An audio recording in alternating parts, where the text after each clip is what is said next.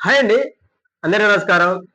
మన రాష్ట్ర విద్యాశాఖ మంత్రి వర్యులైన నారా లోకేష్ గారు తల్లికి వందనం పథకం గురించి ఒక అప్డేట్ అయితే ఇవ్వడం జరిగింది. ఆ అప్డేట్ ఏంటిది?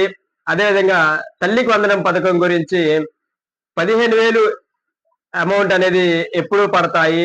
ఎవరెవరికి పడతాయి? అనే ఈ పూర్తి వివరాలు ఈ వీడియోలో తెలుసుకుందాం.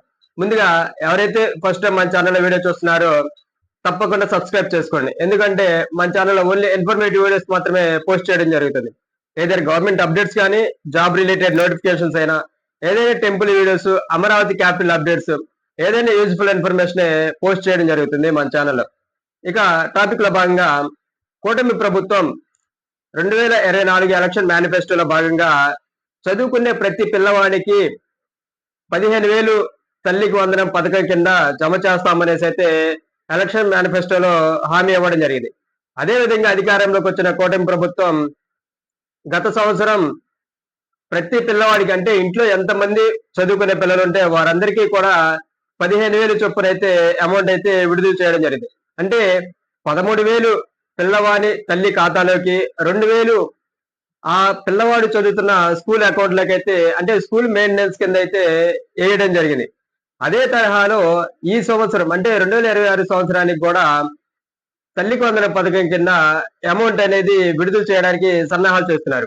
అయితే రాష్ట్ర విద్యాశాఖ అదేవిధంగా ఐటీ శాఖ మంత్రి వర్యులైన నారా లోకేష్ గారు బుధవారం పర్యటనలో తల్లికి వందనం పథకానికి సంబంధించి అమౌంట్ అనేది ఎప్పుడు విడుదల చేస్తాము అనేసి అయితే డేట్ అయితే చెప్పడం జరిగింది.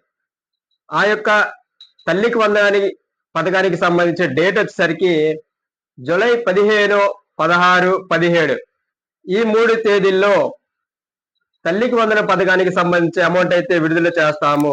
అంటే ఈ 3 రోజులు ఎందుకు అంటే ఆ 3 రోజుల్లోనే స్కూల్ టీచర్ పేరెంట్ మీటింగ్ అయితే కండక్ట్ చేస్తాము.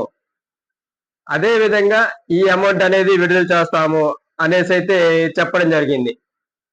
అంటే ఒకేసారి టీచర్ పేరెంట్ మీటింగు, తల్లికి వందనం పథకానికి సంబంధించి అమౌంట్ అనేది విడుదల.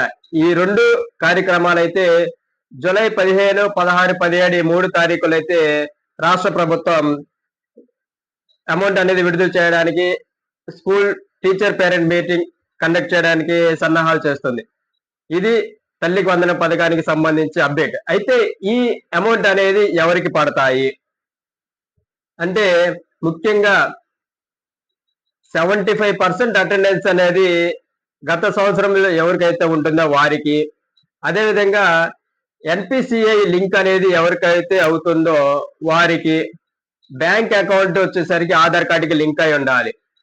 ఇవి ఎవరికైతే సక్రమంగా ఉంటాయో, ఎటువంటి మిస్టేక్లు లేకుండా ఉంటాయో వారికైతే నిరభ్యంతరంగా తల్లికి వందనం పథకానికి సంబంధించి తల్లి అకౌంట్ లో 13,000, స్కూల్ మెయింటెనెన్స్ కింద 2,000 అంటే మొత్తంగా 15,000 అయితే గవర్నమెంట్ నుంచి అయితే పిల్లవాడికి రావడం అయితే జరుగుతుంది.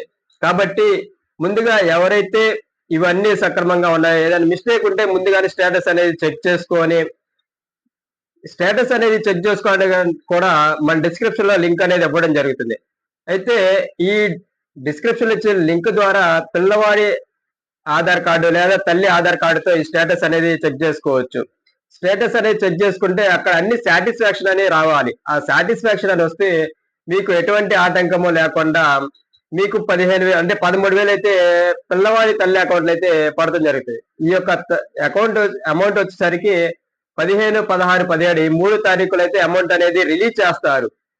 అట్ ఏ టైమ్ అయితే అందరికీ పడకపోవచ్చు. 17 తర్వాత 18, 19 ఈ యొక్క 2-3 డేస్ లో అయితే అమౌంట్ అనేది నిరభ్యంతరంగా పడతాయనేసి అయితే చెప్పొచ్చు. అంటే ఇంట్లో ఎంతమంది పిల్లలుంటే వారందరికీ అమౌంట్ అయితే పడతాయి. లాస్ట్ ఇయర్ అంతే పడ్డాయి, ఈ ఇయర్ కూడా అంతే పడతాయి. ఎలక్షన్ మేనిఫెస్టోలో ఇచ్చిన హామీ ప్రకారం ఎంతమంది ఉంటే అంతమందికి అయితే పడతాయి అనేసి అయితే చెప్పవచ్చు. ఇది తల్లికి వందనం పథకానికి సంబంధించి నారా లోకేష్ గారు ఇచ్చిన అప్డేట్. రాష్ట్ర ఐటీ విద్యాశాఖ మంత్రి గారు ఇచ్చారు అంటే